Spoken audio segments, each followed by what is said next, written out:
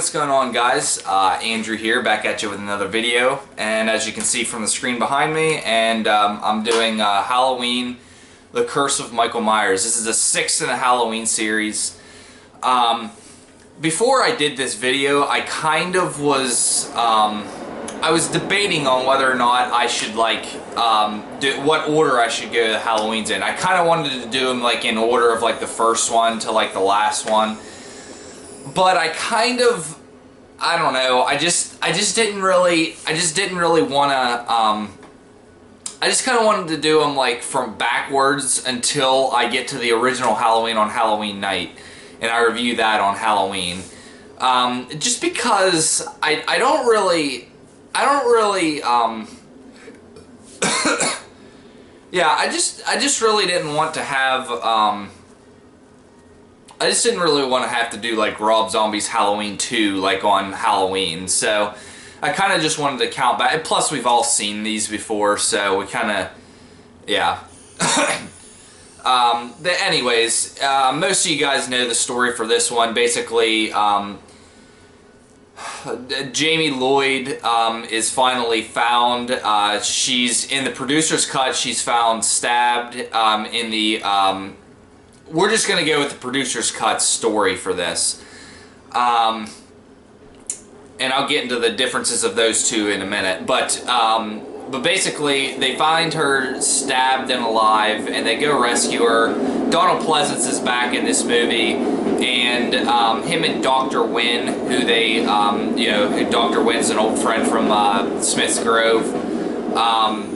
He basically comes back, and they both, you know, try to solve this thing together. And Paul Rudd, who also plays Tommy Doyle from the original Halloween, they bring his character back. And he pretty much is there to, you know, he furthers the plot of them, you know, trying to, I don't know, like, it's basically a plot of, like, figuring out how to stop Michael Myers yet again. But it takes it in a different direction this time, because they have this whole thing with, that was started in part 5. Have you guys seen part 5? He has that tattoo on his wrist, and the black hooded guy. They introduced it, but they didn't really tell us what that was. But this one tells you, and I'm going with the producer's cut. The thorn is an ancient Celtic. An ancient Celtic, well, one, it's a constellation in the sky, but it's also like a from the Celtic alphabet, and it was the darkest of the symbols. It was used for death and you know, like famine. So pretty much, supposedly a member, one of the people from, like, one family or one person from the family, a child is chosen to carry on the legacy of Thorn, and basically you carry that, and if you kill all the members of your family, the curse will be passed on. So the curse never really stops, it's just really passed on. Yeah, my thoughts on this one, you know, comparing the two, the producer's cut has a lot more going for it. But also the theatrical one has some things going for it too. So it's kind of I definitely like the producer's cut better, and if there's a movie that I watched for Halloween, it's definitely this one. Reason being is because the theatrical cut, well, while it opens up with Paul Rudd talking, you know, for Tommy Doyle's character. The producer's cut opens up with Donald Pleasance. That automatically makes it better. No offense to Paul Rudd, but Donald Pleasance was the heart and soul of this series at this point. Joe Chappelle, who was the director of this movie, a rumor has it that he really treated Donald Pleasance bad, and really didn't think that his part was really worth anything. So that's why in the theatrical cut he really doesn't have that big of a part in the movie, because the director was an asshole. Yeah, this is the storyline. Okay, so basically the theatrical, It has quite a few differences to it. The kills are more brutal in the theatrical. Basically, the theatrical replaces storyline with more brutal kills, which at that point it just failed because like the Halloween's it plays out like pretty much a traditional slasher with a little bit more of a story. It plays much more plays up like basically Friday the 13th, Jason Goes to Hell, like a slasher, brutal slasher with story that doesn't really work. The theatrical really, the storyline just falls flat, especially because the last like 20 minutes of the movie, they drop the thorn and it just becomes a slasher movie with chase scene and everything. I will say this, the chase scene in the basement through the tunnel is really cool in the theatrical. I really do like that. And when he just is killing all the doctors and everything, which is just a total departure from the thorn. It's just like okay. It's really cool. I actually really liked it. It's kind of cool to watch.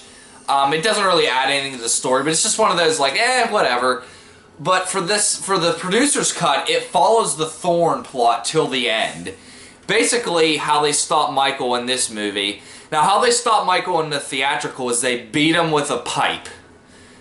Stab him with his green, whatever the hell that was, and he bleeds the green stuff. Whatever it was, it doesn't really matter. In this one, they used the positive ruins from the Celtic alphabet to as like a sort of a ritual, and they use it to stop Michael's curse or Michael in his tracks, and it does actually work. But Michael ends up escaping. In the end of the movie is instead of basically the end of the movie in the theatrical was Donald Pleasance going back in, and the way you understand it is that Donald Pleasance gets killed. It doesn't really say anything, you just hear Donald Pleasance doing the scream, and it cuts to the pumpkin and it ends. In this one, Donald Pleasance gets enacted with the curse, so he's actually the one who has to fulfill the curse now. And it ends with him screaming the same scream that you do in a theatrical. You know, it's not a really good ending. It's really terrible. It's kind of annoying. But to be honest, I kind of enjoy the whole I kind of enjoyed I enjoy the whole thorn aspect that they stuck with it, and it feels like a fulfilled plot. You know, if you're going for a story, this is great. Especially it fits more in with the Halloween series, because Halloween series was definitely always more about the story. And then it definitely always was more than just a slasher film. It was, you know, it was about, you know, family, and this one definitely fulfills that to a betterment. But for me, both of them, I like the Thorn plot just is kind of ridiculous. It just, I don't know. Also, the music in a theatrical is like this heavy metal, like this, like it's got this like dark, like, I don't know. It's pretty creepy. The producer's cut actually puts in music from 1, 2, and 4 from the original Halloween, and I do kind of really like that.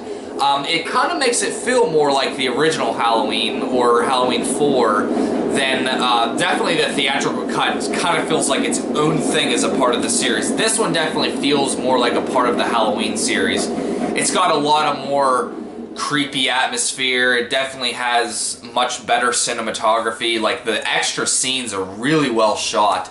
The transfer is really phenomenal on this. If you ever have a chance to get the producer's cut, please do. It's really, really good. I really recommend this only for fans if you want to complete the Thorn trilogy. You know, the 4, 5, and 6. Well, basically 5 and 6 is really the only 2 parts that have the Thorn in it. So, you know, rating the theatrical is like, I don't know, I'd give it like a 5.5. I watch that one often whenever I want to, like, a traditional slasher, maybe like a very serious traditional slasher. But it's just not very good. It's just only when I'm in the mood to watch it. This one is definitely like one that I only watch also whenever I'm watching a Halloween series. You know, I watch it once every year. I do like the story better. But if I'm going to be honest, I give it a 6.5 out of 10.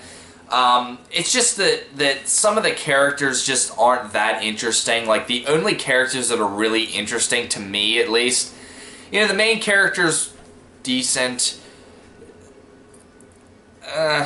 Yeah, I'm just going to give it a 6.5 out of 10 and end there. Alright, so tomorrow's review is going to be on Halloween 5. So yeah, I'm going backwards with the Thorn trilogy. So Halloween 5, then Halloween 4. So Halloween 5 tomorrow, I'm looking forward to it. I've always enjoyed watching these two movies, so have a good day, guys. Always like and comment. Let me know what your thoughts are. If you've seen the producer's cut, let me know what your thoughts are on that. So thanks, guys, for tuning in, and have a good day.